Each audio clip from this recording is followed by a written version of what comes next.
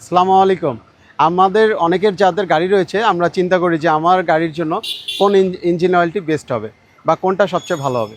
সেক্ষেত্রে আমি যেহেতু ইঞ্জিন অয়েলের মডেল, ইঞ্জিন অয়েলের কোম্পানির নাম অথবা সরাসরি আমি মডেল বলবো না, তবে আপনাদেরকে যে ধারণা দিব তার উপরে ডিপেন্ড করে আপনারা এটা ইঞ্জিন অয়েলটা সিলেক্ট করতে পারবেন বাজার থেকে।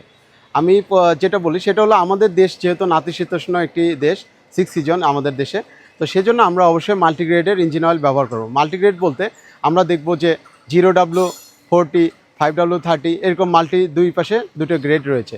আমরা প্রথমে যে ডাব্লুর সাথে যে গ্রেডটা, ডাব্লু মিনস হচ্ছে উইন্টার মানে শীতকাল, আমার সাথে যে আমরা সংখ্যাটা দেখব সেটা হচ্ছে আমাদের দেশে যে শীতের যে টেম্পারেচার দেখা যাচ্ছে 5, 4 অথবা 3, কখনো কখনো 2 হয়েছিল, তো 5 এর নিচে থাকে না সম্ভবত। সো এই জন্য আমরা 5W, এবং এই ডান পাশে আমরা যদি দেখি গ্রীষ্মকালেও আমাদের দেশে টেম্পারেচার এখন একটু তাপমাত্রা যেহেতু বৃদ্ধি পেয়েছে সেক্ষেত্রে 40, 38, 37 এরকম থাকে। তার মানে আমরা যদি 5W30 বা 35 এর মধ্যে আমরা যদি যে ইঞ্জিন অয়েলগুলো ব্যবহার করি, তাহলে কিন্তু দেখা যাচ্ছে এই ইঞ্জিন অয়েলটা আমরা শীতকালে, গরমে, স্প্রিংয়ে এবং বর্ষাকালে সবসময় আমরা ব্যবহার করতে পারবো।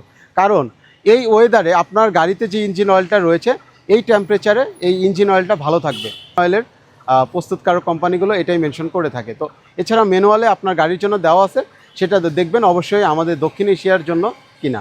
এবং আমরা যারা হাইব্রিড গাড়ি ব্যবহার করি এখানে ম্যানুয়ালে ম্যাক্সিমাম দেওয়া থাকে যে 0W20 ব্যবহার করার জন্য।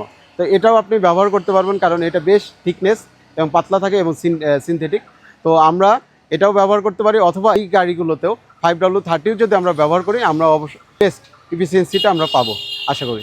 তো সবাইকে ধন্যবাদ, আল্লাহ হাফেজ।